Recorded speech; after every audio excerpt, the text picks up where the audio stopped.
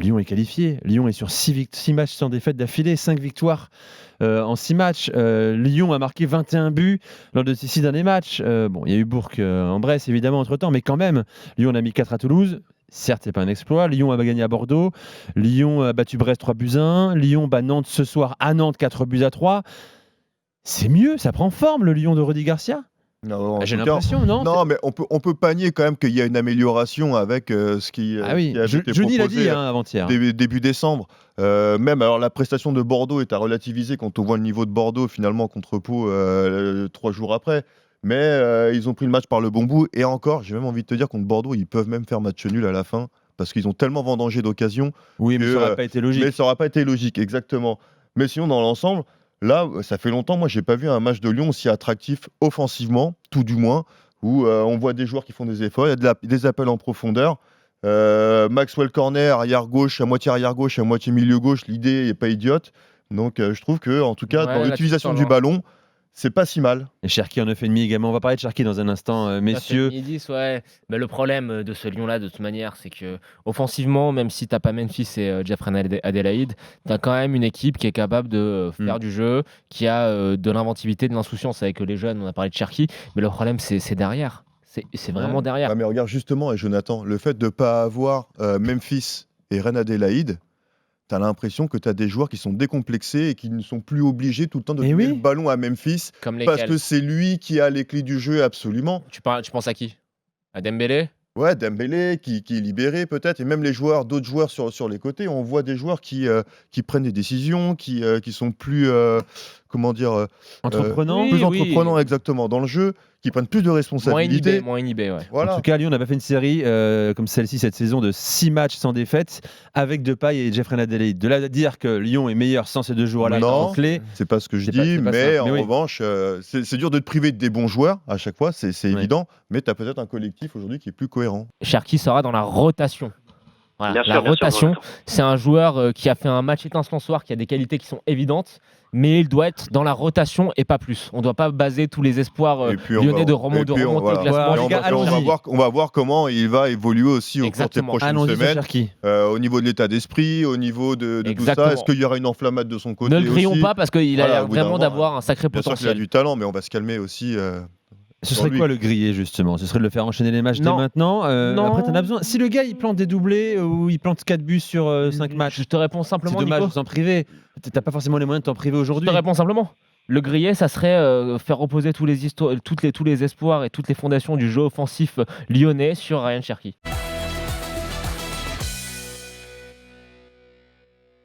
Je pense que si Cherki passe à travers d'un match, parce qu'on attend de lui des stats quand même. Voilà, on attend qu'il marque, qu'il fasse des passes décisives, qu'il soit décisif dans le jeu offensif lyonnais, qu'a créé leur rôle quand même un petit peu plus dans l'ombre. Et je pense que Cacré, par contre, pour le coup, tu peux vraiment compter sur lui parce que, outre le fait qu'il soit très bon, je trouve que dans son jeu, comme on le disait, il a montré une très grande maturité.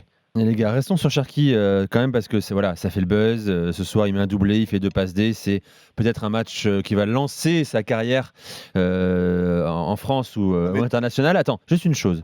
Quand même, je pose la question, elle est un peu provoque. Est-ce que Lyon, on sait que Lyon est sur Toko Ekambi et en plus, je dis bien en plus, sur Tino Kadewere, meilleur buteur de Ligue 2, 18 buts en 20 matchs. Est-ce qu'il est utile pour Lyon de recruter 2 attaquants quand tu vois le match qu'il fait ce soir? Mais pour moi, Cherki, 2 attaquants. Cherki, déjà, c'est pas du tout le même profil des 2 joueurs qui sont ciblés. C'est pas le même poste.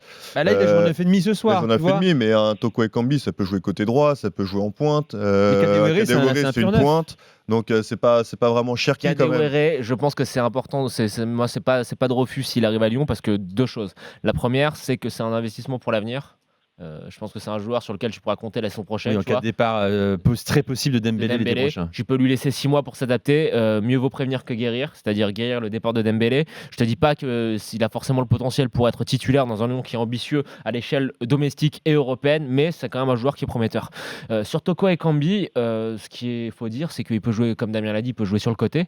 Il est ultra polyvalent et de toute manière, t'es trop court offensivement en termes de nombre. en termes de quantité. Donc 2 joueurs, ça me semble être le minimum. Après, est-ce que c'est les 2 joueurs les mieux pour prendre voilà, on ne sait pas parce que c'est un marché qui est compliqué. C'est l'hiver, c'est un marché d'opportunités. Moi, je te dis, j'aurais préféré que l'option d'achat sur Toko Ekambi ne soit pas obligatoire parce que ça n'aurait pas engagé Lyon sur un joueur que j'aime beaucoup, mais qui, à mon sens, qui a 27 ans, 28 ans, 27 ou 28, qui est déjà un petit peu âgé et qui n'a pas le niveau pour figurer dans un Lyon qui est ambitieux à l'échelle européenne, comme Lyon doit l'être, avec propriété du stade et compagnie, comme on nous l'avait annoncé avant l'été.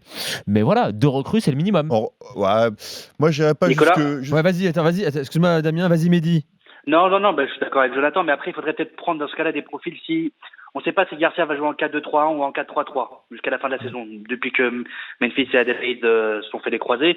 Donc dans ce cas-là, si tu veux vraiment jouer en 4-3-3 jusqu'à la fin de ta saison, il faut te prendre un joueur de couloir et pas forcément prendre et Toko Ekambi et le joueur du Havre. Il faut vraiment prendre un joueur plutôt profil couloir, parce qu'il y a que Cornet, Traoré et Terrier pour jouer sur les couloirs. Non, mais Terrier, c'est même pas un joueur de couloir. C'est ce que C'est j'allais même dire. pas un joueur de couloir à la base. Moi, c'est ce que j'allais dire, Mehdi, et d'autant plus qu'aujourd'hui, tu as Rudy Garcia qui veut ces 2 recrues. Pourquoi ? Parce qu'il est sur 4 tableaux.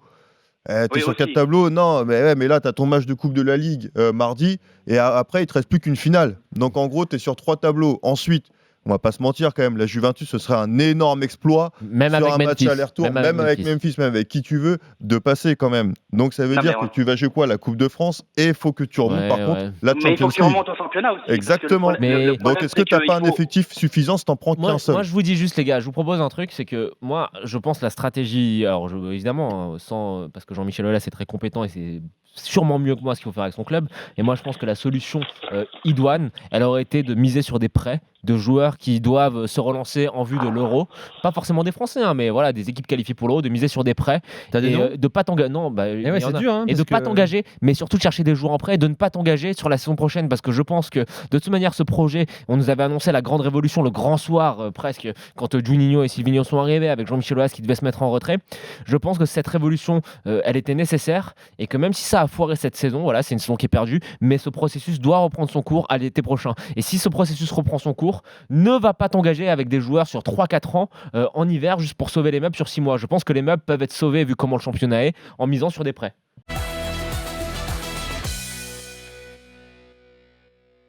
Première grosse émotion en 2020, je sais pas, c'est la première d'ailleurs, en Bundesliga. Ouais. Le Borussia Dortmund a gagné. Mais c'est pas ça qui est important, enfin qui est intéressant en tout cas, qui est spectaculaire, même si l'évolution du score est intéressante face à Augsbourg.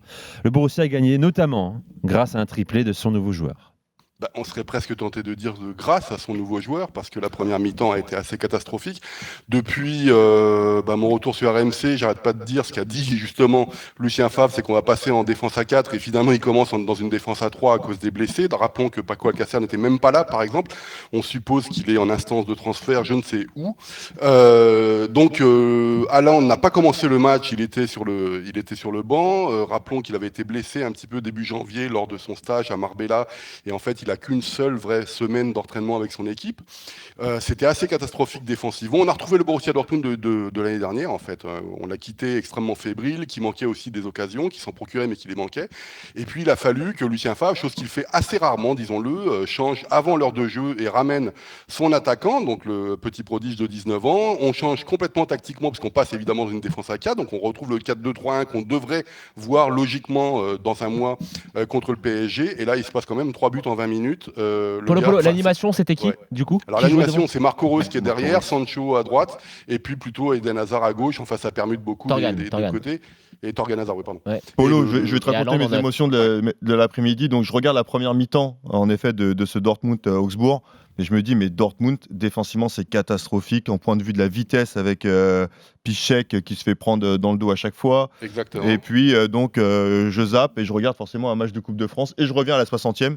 Et là, je vois quoi ? 3 partout, alors qu'il y avait 1-0 à la mi-temps. Et c'est incroyable, franchement, cette équipe du Borussia Dortmund. Et donc, en effet, le réajustement tactique en 4-2-3-1. Et encore Marco Reus, qui a vendangé pas mal, qui n'a pas été bon aujourd'hui. Mais par contre, Hazard, Sancho, Haaland, ça peut faire très mal. Alors voilà, Haaland, on n'avait pas encore prononcé son nom. 3 buts en 20 minutes, les gars. Ouais, Ça, 3 buts c'est, en 20 minutes, c'est assez impressionnant parce qu'en fait il a 3 occasions, il en met 3, hein, c'est pas compliqué.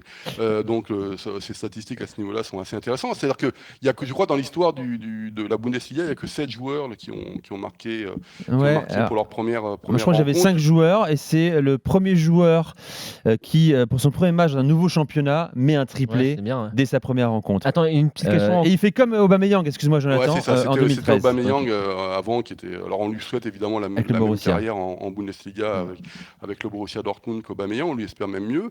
Mais ce que tu disais, Damien, est très important parce qu'en fait, bon, moi j'ai eu quelques informations cet hiver, comme quoi il y a un défenseur central, je ne dirais pas son nom, qui est quand même fortement demandé à partir à la fin, enfin cet été, quoi, l'été prochain. Le passage en défense à 4, je pense, va solidifier un petit peu tout ça, mais moi j'ai jamais vraiment cru dans cette défense à 3. Puis rappelons quand même que Piszczek, il est là pour dépanner, parce que Zagadou a eu un petit problème musculaire alors qu'il devait être titulaire, mais il est fort possible, enfin, de toute façon dès la semaine prochaine on va passer en 4-2-3-1. De toute façon il faut absolument qu'il commence à titulariser Haaland, ce qui sera une des questions d'ailleurs, parce que Lucien Favre, la première chose qu'il a dit en conférence de presse, et quand les journalistes notamment de Sky l'ont interrogé, c'est oui, alors Haaland, on le titularise et tout ça, il dit oui mais il est jeune, il est ceci, on peut pas le faire. Non. Voilà, donc ça c'est Lucien Favre, il est comme ça, on peut pas le changer.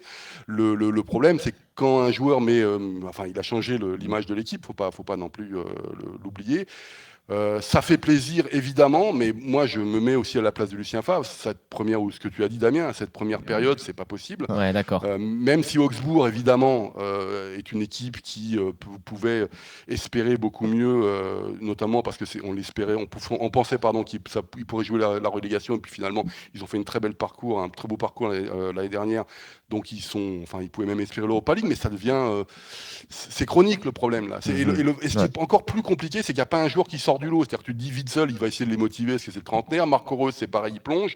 Quand le Borussia Dortmund ne va pas, il n'y a pas un joueur qui arrive à mobiliser. Et Tu te souviens du match on s'en souvient forcément, mais contre Leipzig, c'est exactement ça. C'est-à-dire qu'ils sont flamboyants pendant une mi-temps, ils peuvent te mettre 6 buts. Mais la deuxième mi-temps, ils peuvent en prendre et puis ils se font harakiri, quoi. C'est-à-dire qu'ils se mettent en danger tout seuls.